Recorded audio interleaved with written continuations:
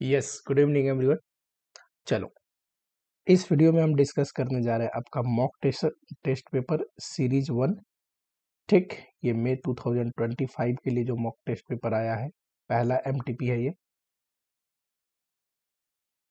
ठीक, और ये है कॉस्ट एंड मैनेजमेंट अकाउंटिंग का एमटीपी। सिमिलरली एफएमएसएम का भी एमटीपी हम लोग देखेंगे। अब यहाँ पे देखो, आपको पता ही है 100 मार्क्स के पेपर में से एमसीक्यू 30 नंबर का आना है एंड डिस्क्रिप्टिव की बात करें 70 मार्क्स का। जो 70 मार्क्स का डिस्क्रिप्टिव है, ये आया है पूरा का पूरा आसान, easy, no new question no new question. एक नंबर का पेपर आपको नया नहीं दिखेगा डिस्क्रिप्टिव में। रिसेंट की बुक देखोगे किसी भी टीचर का, तो ये पूरा का पूरा 70 मार्क्स का पेपर आपको दिख जाएगा। ठीक, तो एक भी नया question, difficult question, new adjustment कुछ भी नहीं है डिस्क्रिप्टिव वाले पोर्शन में। इस वीडियो में मैं एमसीक्यू की डिस्कशन करने जा रहा हूं। अगर आप लोग बोलोगे कमेंट में कि सर डिस्क्रिप्टिव भी डिस्कस कर लो, तो करा दूंगा, लेकिन नहीं बोलोगे, ज्यादातर बच्चे को है कि ठीक है डिस्क्रिप्टिव तो पेपर से आए, तो नहीं भी देखने से चलेगा, तो नहीं करेंगे डिस्क्रिप्टिव। ठीक है, आप लोग बस फटाफट से लिखो कि डिस्क्रिप्टिव डिस्कस करें कि ना करें। ठीक है, मुझे ऐसा लगता है कि सिर्फ एमसीक्यू भी डिस्कस करके काम चल जाएगा। अच्छा, एमसीक्यू को लेके बच्चे बोलते हैं, देखो एमसीक्यू आपको अगर 100% करेक्टली अटेम्प्ट करना है ना, सिंपल सा रूल है, कंसेप्ट क्लियर रखो कि आता आपको सारे टॉपिक अच्छे से है। और दूसरा, अभी तक जो क्वेश्चन की कंपाइलेशन है आपके पास, उसको प्रैक्टिस करो।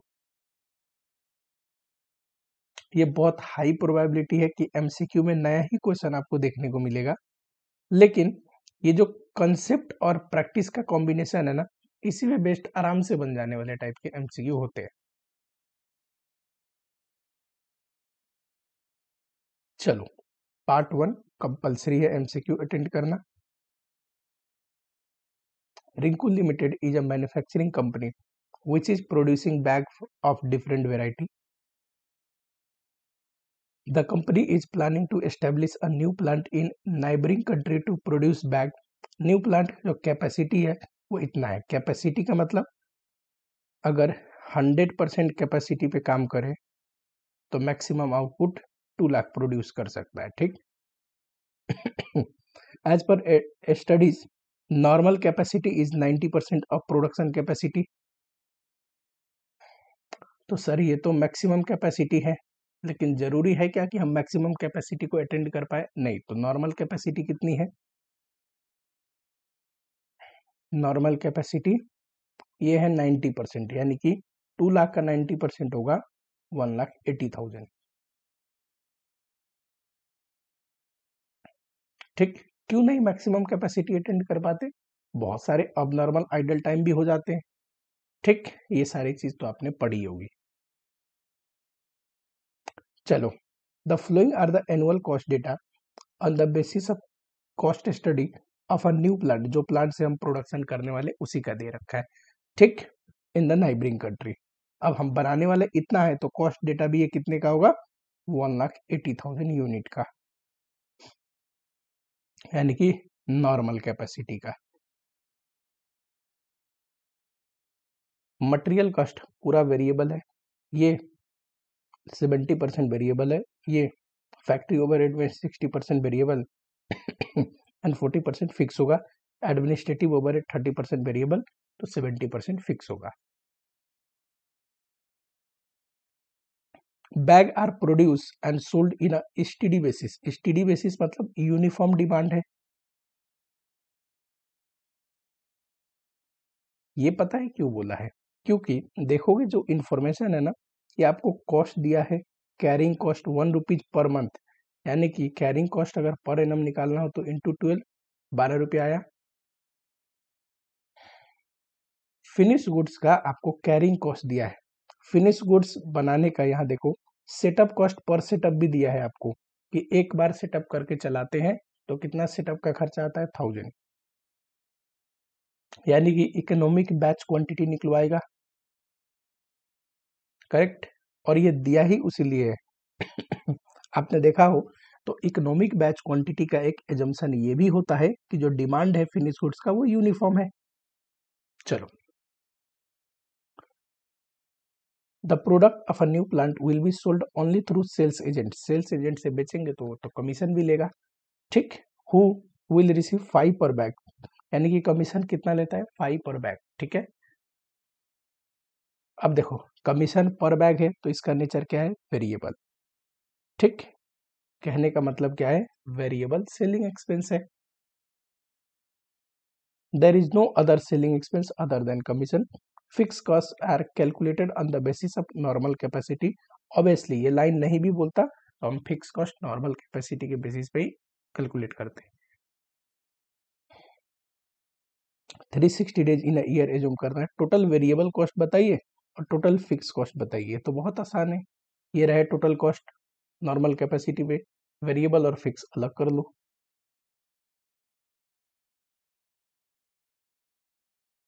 बताओ मटेरियल का सर 42 लाख है, 100% वेरिएबल।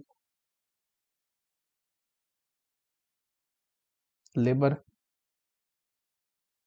40 लाख है, 70% वेरिएबल।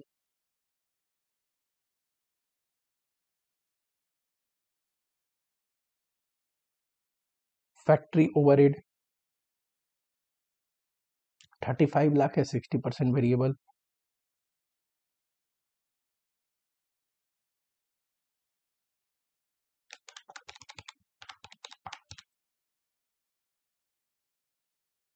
एडमिनिस्ट्रेटिव ओवरहेड 10 लाख है, 30% वेरिएबल।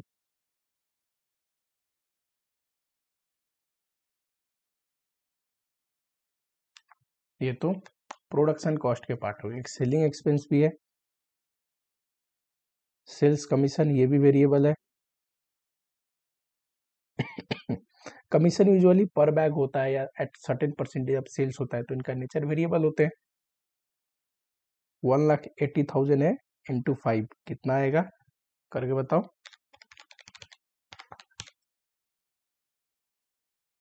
ये रहे टोटल वेरिएबल कॉस्ट, कोई बता सकता है? रिसेंट में ये क्वेश्चन कहीं पे आया था किसी आरटीपी या एमटीपी में, 1,03,00,000। वही अगर फिक्स खर्चे बोले, मटेरियल तो पूरा वो था, क्या बोलते हैं वेरिएबल। लेबर में 30% फिक्स है 12 लाख, इसमें 40% फिक्स था, बताओ 14 लाख करो। इसमें 70% फिक्स था, ये रहा, कितना आएगा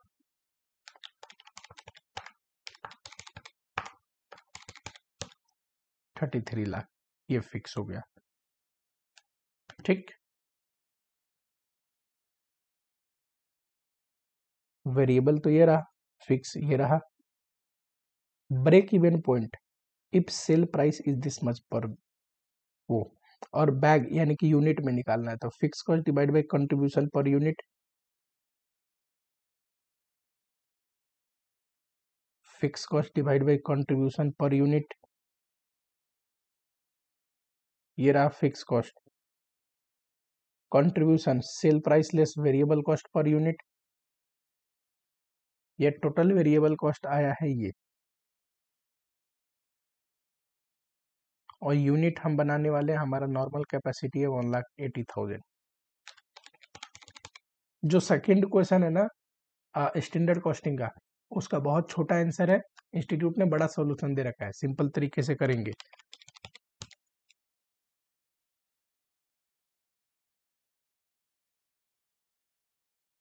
$57.22 तो 42.78, अब 33 लाख डिवाइड बाई 42.78, 77,139 यूनिट आएगा अगर राउंड अप कर दे तो। ठीक। ऑप्टिमम रन साइज यानी कि एक बार में कितना फिनिश गुड्स बनाना चाहिए मशीन सेटअप करके।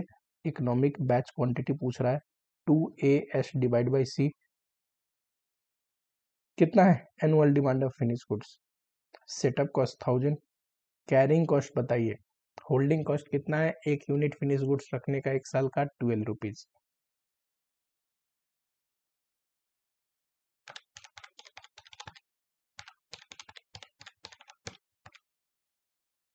फाइव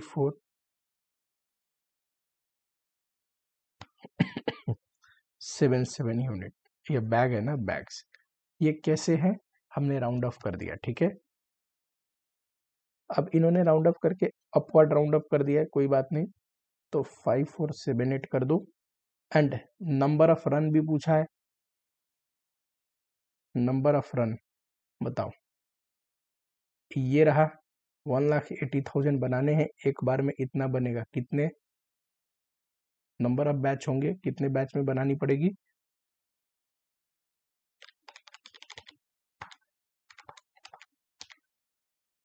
$32.86। अब इसका लॉजिक रेगुलर बैच या फास्टैग बैच में मैं पढ़ाता हूँ। पॉइंट को कैसे इंटरप्रेट करते हैं और राउंड अप को कैसे करते हैं। राउंड अप तो अपवर्ड होगा इतना रन।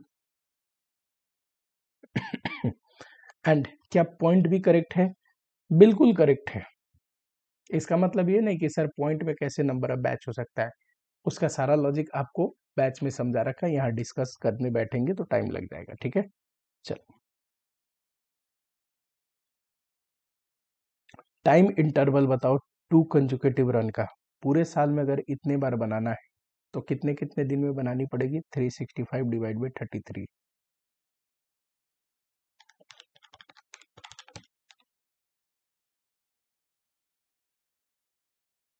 ये रहा, ठीक।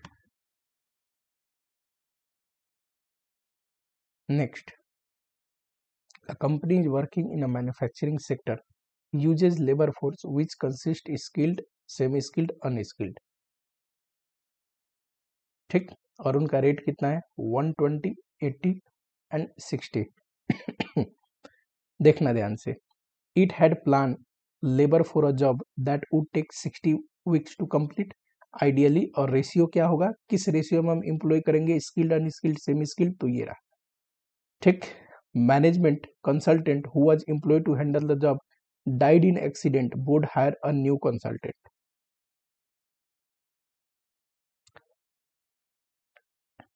प्रेजेंट में हमने बजट क्या किया है या स्टैंडर्ड क्या सेट कर रहे हैं, ध्यान से देखना। 60 वीक में एक जॉब कंप्लीट करेंगे जिसमें 5:4 क्या है 5:3:4 इस रेशियो में स्किल्ड, सेमी स्किल्ड, अनस्किल्ड को एम्प्लॉय करेंगे। एंड रेट उनका दे रखा है 120, 80 एंड 60, 80 एंड 60, ठीक। ये स्किल्ड का है, सेमी स्किल्ड, अनस्किल्ड। हमें नंबर ऑफ पता नहीं है कितना सेमी स्किल्ड, अनस्किल्ड, बस उनका रेशियो दे रखा है, ठीक। ये जॉब प्लान करके हम करने वाले थे। जो ये जॉब को हैंडल कर रहा था उसकी डेथ हो गई, मर गया, ठीक है। नया कोई अपॉइंट हुआ। जो नया कंसल्टेंट है उसका अप्रोच डिफरेंट है और वो एक्चुअल में किस रेशियो में ही थॉट दैट वर्कर किस रेशियो में काम करनी चाहिए 7:3:8। एक्चुअल में 7:3:8 के रेशियो में ही change the labour composition. Obviously labour composition change है तभी तो ये रेशियो अलग है। पुराने वाले ने स्किल्ड, सेमी स्किल्ड, अनस्किल्ड का रेशियो अलग रखा था, नए वाले ने अलग कर दिया, ठीक। और नए वाले रेशियो से जॉब को हमने किया, ठीक है।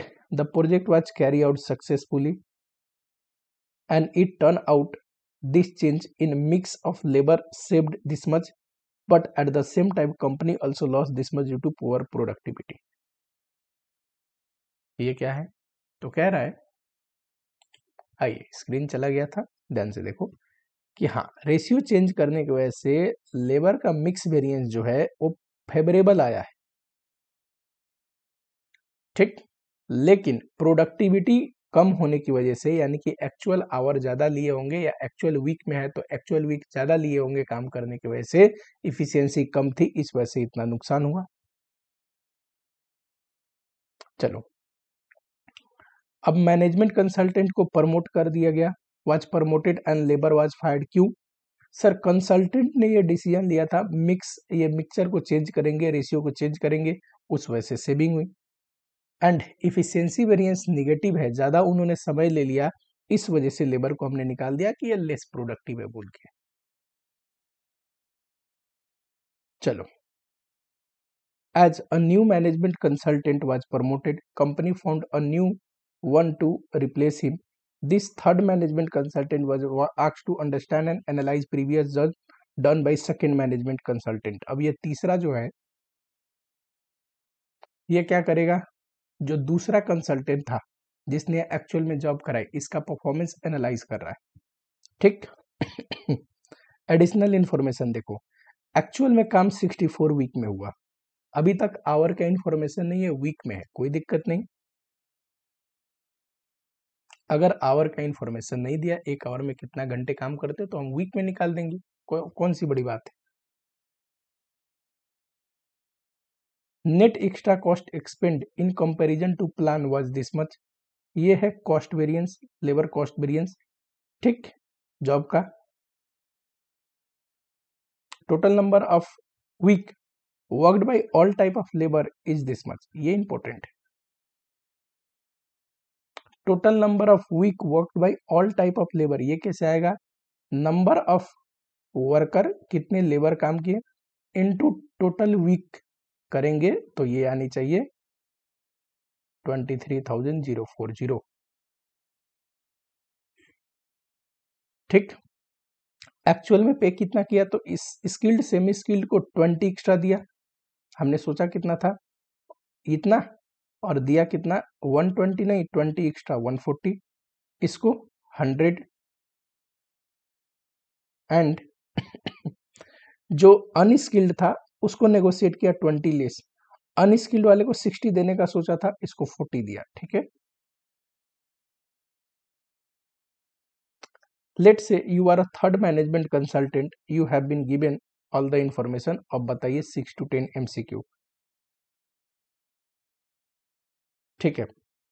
If the total labour efficiency variance of skilled and semi skilled is this much, skilled and semi skilled का अगर लेबर इफिशियंसी वेरिएंस ये है तो बताओ लेबर इफिशियंसी वेरिएंस से ये अनस्किल्ड का इफिशियंसी वेरिएंस निकाले के लिए कि निकालने का फॉर्मूला है standard our minus actual our into standard rate.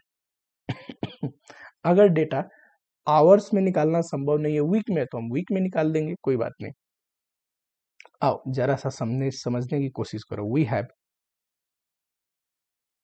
यहाँ देखना, number of worker into weeks, कितना घंटा काम किया सबने मिलकर 23,040 ये दे रखा है, और number of worker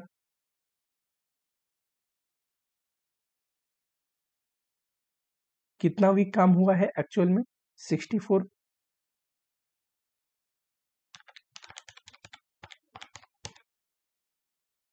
360 worker.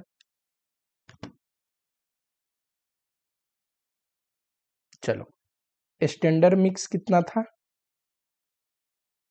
Standard था सर 5:3:4 और एक्चुअल 7:3:8। बताना जरा, स्किल्ड, सेमी स्किल्ड, अनस्किल्ड, 3 से 60 लोग अगर इस रेशियो में हो तो कितना कितना कौन से लोग होंगे बताओ। इसका total 7 3 10 plus 8 18, 360 divide by 18 into 7 140, ये बताओ 60 160, करेक्ट। सिमिलरली स्टैंडर्ड मिक्स के रेशियो में करे तो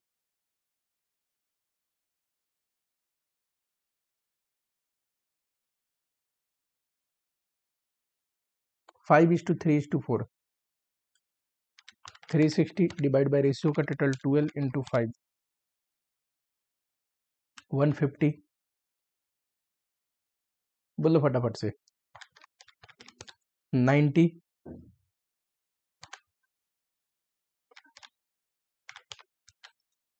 120, ठीक।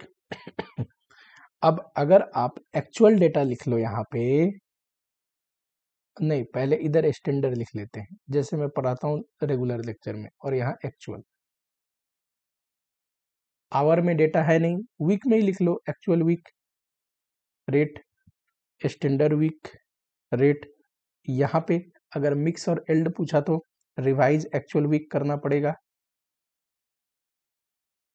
बताओ स्टैंडर्ड हमने कितना सोचा था, स्किल्ड, सेमी स्किल्ड, अनस्किल्ड के लिए सर 150 है, 60 वीक सोचा था ना, ये देखो 60 वीक में काम खत्म करने का, तो standard 150 into 60, 9000 total man week, ठीक है। मैन आवर्स आपने सुना था, ये मैन वीक, वीक में है डेटा और कुछ नहीं, ठीक। रेट भी वीक में है, डेटा वीक में है, तो यही आवर में होता तो रेट आवर में देना पड़ता, सिंपल, ठीक। रेट मान लो आवर्स में दिया होता तो पक्का वीक को आवर में कन्वर्ट करने के लिए इंफॉर्मेशन देता कि एक हफ्ते में कितना घंटा काम करते हैं।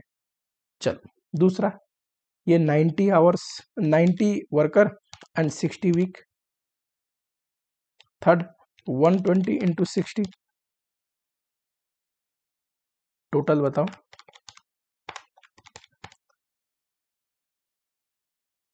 और स्टैंडर्ड रेट हमने क्या सोचा था, 120 80 60। एक्चुअल बताओ, एक्चुअल में 140 स्किल्ड काम किया 64 वीक लगा के, तो 140 into 64, 8960 man week. Similarly 60 into 64, 3840 man week. 160 into 64, 10,240 man week.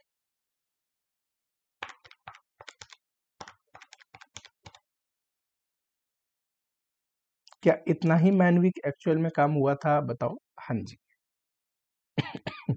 अच्छा एक्चुअल रेट 140, 140, 140, 140। एक होता है रिवाइज एक्चुअल वीक, ये जो है एक्चुअल डेटा, इसी को किस रेशियो में बांटते हैं, इस स्टैंडर्ड रेशियो में बांटते हैं, करो तो 23040 डिवाइड बाई 21,600 इंटू पहला 9,000,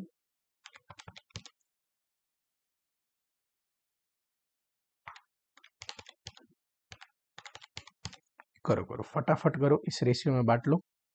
इतना मैं कर दे रहा हूं, ये वर्किंग अब जो पूछेगा इस वर्किंग को देख के मैं बता दूंगा।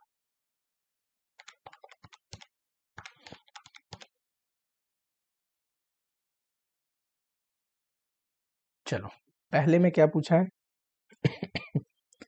सर, पहले में पूछा है इफिशियंसी वेरिएंस निकालना है अनस्किल्ड का।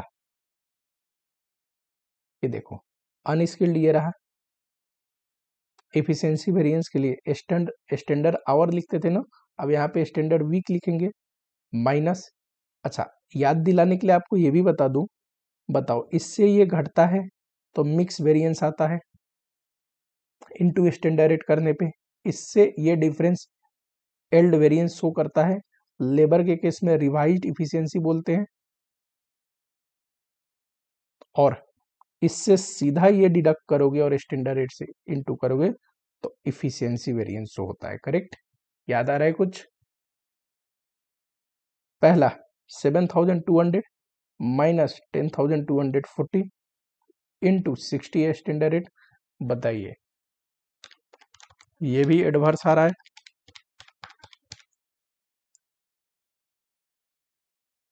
एडवर्स, ठीक। अमाउंट दैट कंपनी सेव्ड या extra paid to labour respectively, बताओ जरा। दो के केस में हमने एक्स्ट्रा पे किया, सोचा था 120 दिया 140, इसमें 80 सोचा था, दिया 100, तो 2 के केस में एक्स्ट्रा पे हुआ है, 1 के केस में सेविंग हुई है। तो दूसरे नंबर में अगर एक्स्ट्रा पे बताए, बताओ 20 रुपीज एक्स्ट्रा पे हुआ है इस केस में, 1 वीक का, और इतना टोटल है, ठीक। तो 8960 इंटू 20 प्लस, सिमिलरली इस केस में भी 20 रुपीज एक्स्ट्रा पे हुआ है पर मैन वीक, टोटल इतना मैन वीक काम हुआ था, तो ये तो एक्स्ट्रा पेड है।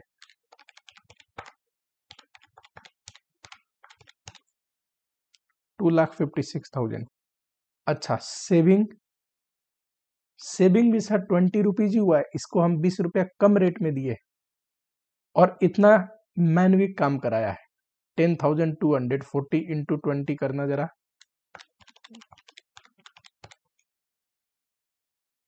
तो ये आया सेविंग, करेक्ट।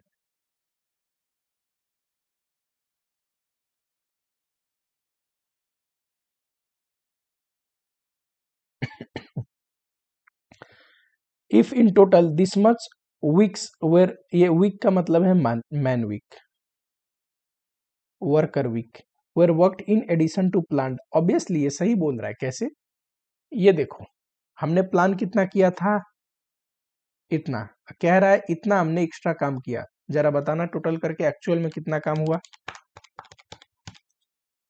23040, क्या इतना ही एक्चुअल में काम हुआ है? डेफिनेटली। हाउ मेनी एक्स्ट्रा और less worker were used in actual compare to standard?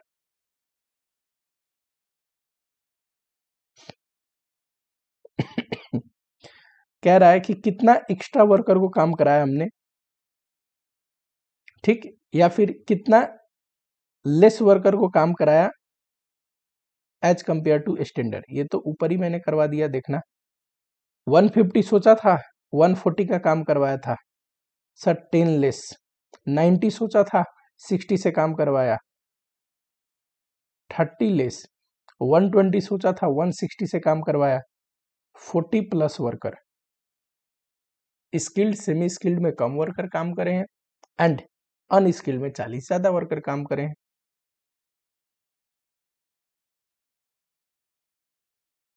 नहीं, प्लस वाला है, ये रहा। Calculate revise standard week for all 3 type of labour force, answer in sequence, skilled semi skilled unskilled. ये तो मैंने निकाल रखा है, ये रहा, और इस सीक्वेंस में देना है आंसर। चलो, ये रहा।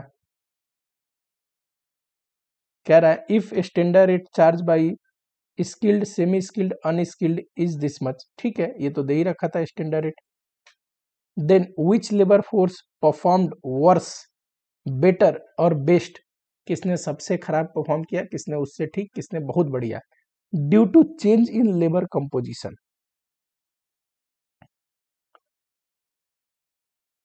देखो,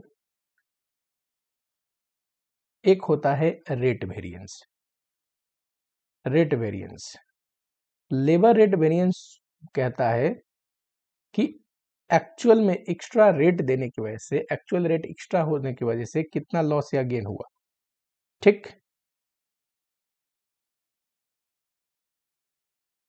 दूसरा होता है efficiency variance. Efficiency variance show करता है दो चीजों को, एक कि हमने स्टैंडर्ड जितना सोचा था एक्चुअल में उससे कितना ज्यादा आवर्स या वीक यूज होने की वजह से हमें कितना नुकसान हुआ, ये इफिशिएंसी वेरिएंस शो करता है। इसके दो पार्ट होते हैं, एक मिक्स और एक रिवाइज्ड इफिशिएंसी। मिक्स शो करता है जो स्टैंडर्ड रेशियो हमने सोचा था वर्कर एम्प्लॉय करने का, जिसको गैंग बोलते हैं, मिक्सचर बोलते हैं, उसमें चेंज करने से गेन और लेस लॉस कितना हुआ, यानी कि कंपोजिशन में चेंज करने की वजह से। और ये बताता है कंपोजिशन में चेंज मान लो कांस्टेंट है, तो उन्होंने कितना ज्यादा घंटा काम करने में लगा दिया, उस वजह से गेन और लॉस कितना हुआ, ज्यादा घंटा लिया या कम घंटा लिया, उस वजह से। हमको तो पूछ रहा है कंपोजिशन में चेंज होने की वजह से कितना गेन और लॉस हुआ, यानी कि हमें पूछ रहा है मिक्स वेरिएंस, करेक्ट। तो क्या हम मिक्स वेरिएंस नहीं निकाल सकते?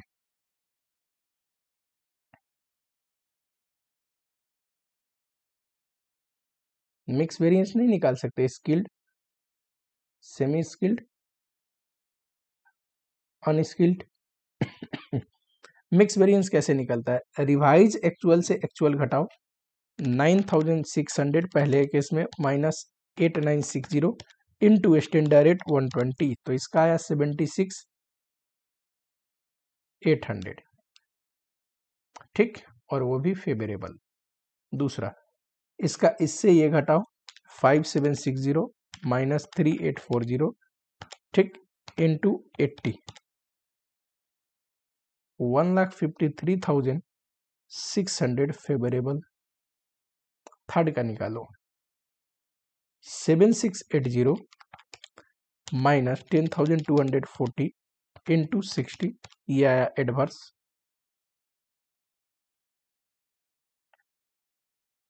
तो रैंकिंग दोगे तो सबसे पहले सेमी स्किल्ड है, उससे दूसरे नंबर पे ये है, और तीसरे नंबर पे ये है। तो ये बेस्ट हो गया, ये बेटर हो गया, ये वर्स हो गया।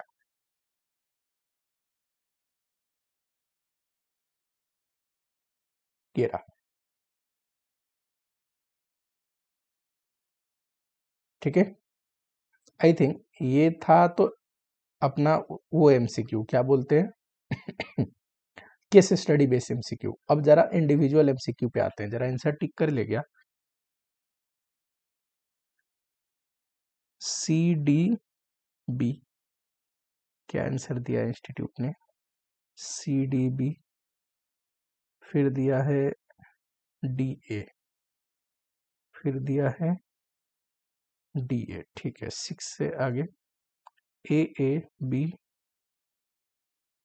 ए ए,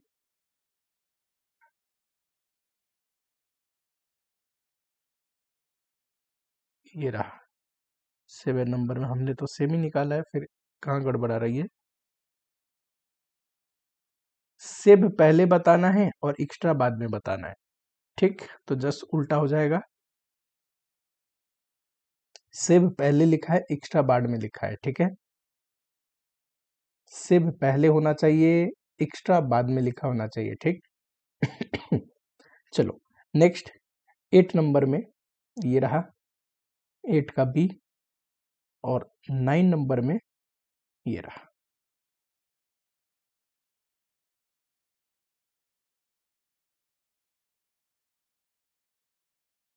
ठीक। 9 का डी,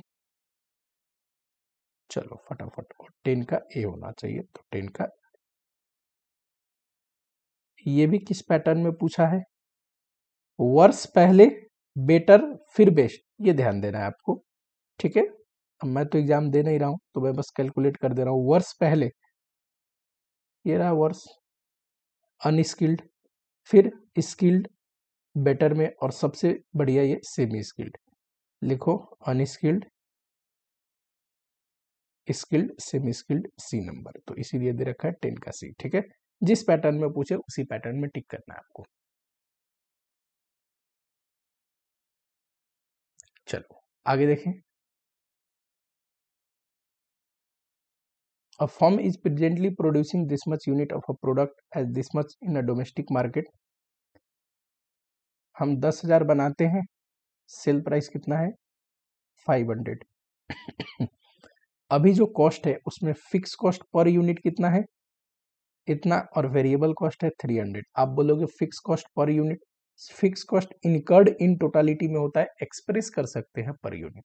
यानी कि फिक्स कॉस्ट इन टोटालिटी में निकालना हो तो इससे ये इंटू कर दो, 15 लाख रुपीज इस कंपनी का फिक्स कॉस्ट है, simple.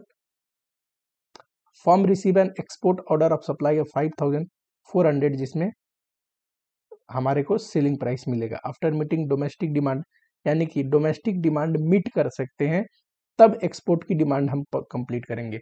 There is no contribution loss, ऐसा नहीं कि एक्सपोर्ट की डिमांड मीट करने के लिए डोमेस्टिक डिमांड की हमें सप्लाई कम करनी पड़ेगी। अगर ऐसा होता तो जो कंट्रीब्यूशन लॉस होता वो भी हम डिसीजन मेकिंग में कवर करते, ठीक। अगर एक्सेप्ट किया तो प्रॉफिट बड़ा सिंपल है, ये रहा sale price less variable cost 300 into 5000। Fix cost क्यों नहीं बांटा? क्योंकि सर मार्जिनल कॉस्टिंग में आपने पढ़ाया है कि डिसीजन मेकिंग में हमें फिक्स कॉस्ट नहीं लेना होता। क्यों? फिक्स कॉस्ट तो ऑलरेडी रेगुलर प्रोडक्ट पे चार्ज कर लिया, रिकवर कर लिया। ये एक्सेप्ट करो ना करो, फिक्स कॉस्ट तो इतना ही इनकर्ड होगा ना। हाँ, एवॉइडेबल फिक्स कॉस्ट होता है तो वो हम घटाते हैं। चलो, प्रॉफिट इंक्रीज होगा 5 लाख से। ये देखना, 5 टन कैपेसिटी है किसी ट्रक की, 80% लोड लेके निकलता है और रिटर्निंग में 40% लोड लेके आता है। 300 किलोमीटर का डिस्टेंस है। It take 2 days to complete 1 round trip. 310 days चलता है टोटल किलोमीटर। ओ गया 300 किलोमीटर। 5 टन इंटू 80%, 4 टन लेके आया 300 किलोमीटर। 40% कैपेसिटी, 5 4 जा 2 टन लेके। ठीक, तो एक राउंड ट्रिप में 300 इंटू 4 प्लस 300 इंटू 2,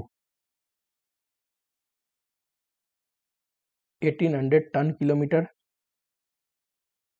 अब बताओ 310 डेज में कितना? 310 डिवाइड बाई 2 दिन में एक राउंड ट्रिप लगता है, तो 155 आएगा क्या? हाँ जी, इंटू कर दो 1800, तो ये आ रहा है 2,79,000 टन किलोमीटर। ये रहा।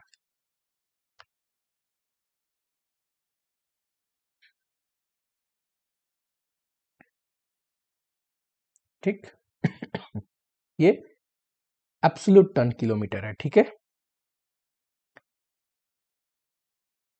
बताओ, ये क्वेश्चन बुक में ही है,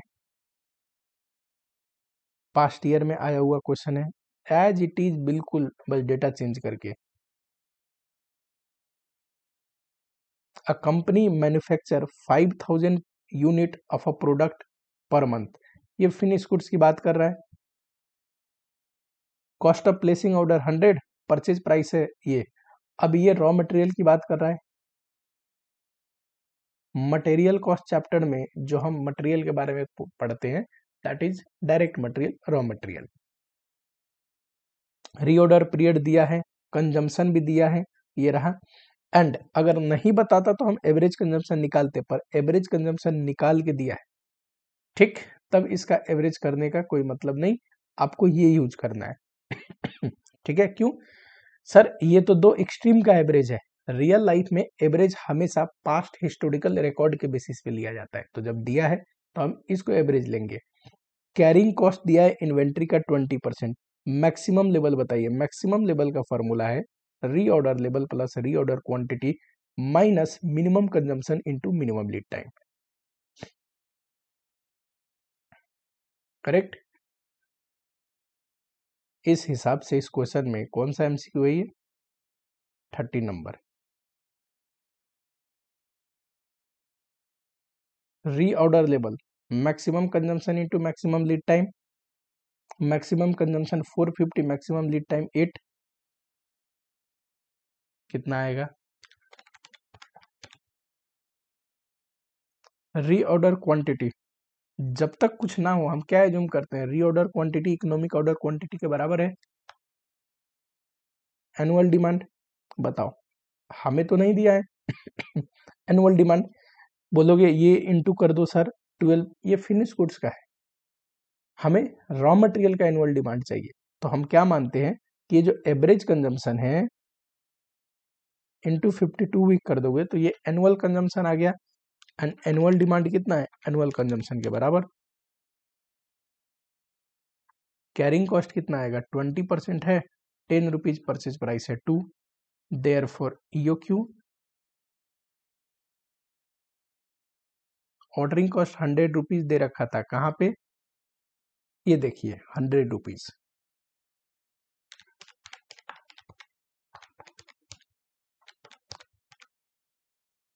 ये 1195.8 आ रहा है, राउंड ऑफ कर देना 1196। ठीक, अब बताओ, maximum level reorder level plus reorder quantity minus minimum consumption 100 minimum lead time 4, बताना जरा।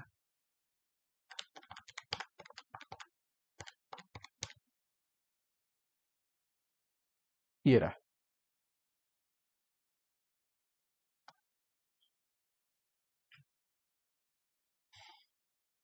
Product Y yield two by product, जब हम बनाते हैं मेन प्रोडक्ट वाई तो दो बाई प्रोडक्ट निकल जाते हैं ए एंड बी, ठीक।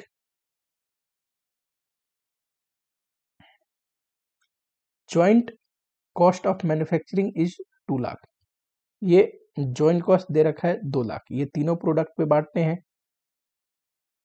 ठीक। ये हमारा मेन प्रोडक्ट है, ये दो बाई प्रोडक्ट है।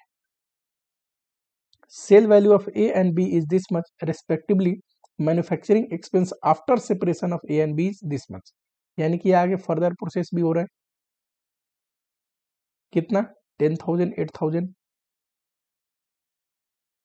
फर्दर प्रोसेस होने के बाद बिक रहे 80,000 एंड 50,000 में, correct. while their selling expense is 20%, दोनों के लिए सेलिंग एक्सपेंस कितना दे रखा है? 20%, ठीक। एंड एस्टिमेटेड प्रॉफिट कितना है? 25, एस्टिमेटेड प्रॉफिट कितना है? 25%, इसमें 30% यही दिया है। हाँ जी, जब भी परसेंटेज दे प्रॉफिट का हमेशा सेल पे अप्लाई करते हैं, जब तक कुछ ना बोले। Selling expense obviously sale price पे ही, सेल वैल्यू पे ही अप्लाई होगा। पूछा क्या है? पूछा है what is the cost of product Y after adjusting joint cost apportion to A and B, यानी कि जॉइंट कॉस्ट वाई के हिस्से का कितना आएगा, ये पूछ रहा है, ठीक। जब भी कोई बाई प्रोडक्ट फर्दर प्रोसेस हो तो क्या करते हैं? उनका जॉइंट कॉस्ट अपोर्शनमेंट निकालते हैं रिवर्स कॉस्ट से, रिवर्स कॉस्ट से। कैसे? मान लो एक, मतलब मैं सीधा कर सकता हूं पर डेरिवेशन समझा रहा हूं आपको। मान लो ये प्रोडक्ट है ए, इसमें जॉइंट कॉस्ट कुछ लगा होगा, फिर फर्दर प्रोसेसिंग कॉस्ट लगा होगा, फिर कुछ सेलिंग एक्सपेंस वो भी हमारे कॉस्ट का पार्ट है, फिर हम अपना, ये तो टोटल कॉस्ट हो गया, प्रॉफिट मार्जिन भी चार्ज करते हैं, फिर सेल प्राइस तय होता है। किसी भी प्रोडक्ट का सेल प्राइस कैसे तय होता है? सारे खर्चे में प्रॉफिट जोड़ के। अगर मुझसे कोई पूछे ये ज्वाइंट कॉस्ट निकालो, तो सर सेल वैल्यू में से प्रॉफिट घटाऊंगा, सेलिंग एक्सपेंस घटाऊंगा एंड फर्दर प्रोसेसिंग कॉस्ट घटाऊंगा तो आ जाएगा, ठीक। और इसी को बोलते हैं जॉइंट कॉस्ट एलोकेशन बाय, बहुत लोग एनआरबी मेथड बोलते हैं, रिवर्स कॉस्ट मेथड भी लिख सकते हो, ठीक है। चलो, यानी कि ए और बी का देखो, ए का सर ये रहा 80,000 sale price,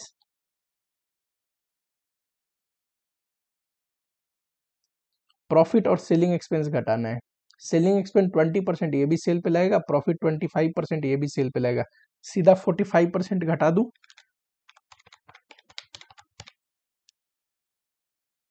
less further processing cost 10,000 है ये भी घटा दूं, तो ये आ गया जॉइंट कॉस्ट ए के हिस्से का। पी के हिस्से में बताओ 50,000, 20% सेल्स का घटाना है, सेलिंग एक्सपेंस, और 30% प्रॉफिट, 50% यानी कि 25,000 माइनस फर्दर प्रोसेसिंग कॉस्ट कितना है? 8,000।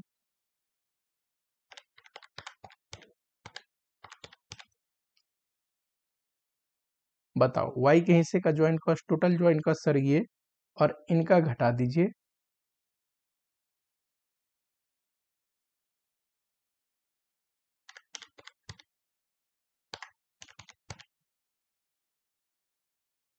$1,49,000, यही पूछा है।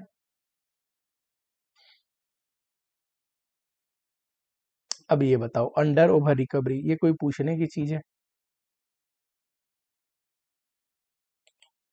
हाँ जी बच्चे, थोड़ी टेक्निकल प्रॉब्लम की वजह से ये चला गया था, 1 मिनट देख लो, ये रहा, समझा दिया था। रिवर्स का मेथड कैसे डिराइव हुआ है, कुछ याद ही ना करना पड़े आपको, सिंपल सी बात है।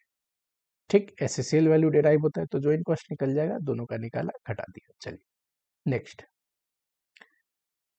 हाँ, अंडर ओवर ऑब्जर्प्शन पूछ रहा है, रिकवर्ड लेस एक्चुअल।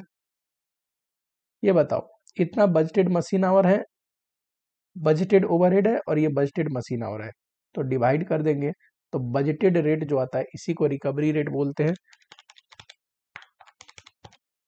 16.25। इसको इनटू कर देंगे एक्चुअल मशीन आवर से, जो कि है 10,000, तो रिकवर्ड आ गया, एक सेकेंड, 1,30,000 डिवाइड बाई 8,000, 16.25। ठीक, इनटू कर दो 10,000 से 162,500 माइनस 1,37,500, 25,000 ओवर रिकवरी। ठीक है, चलो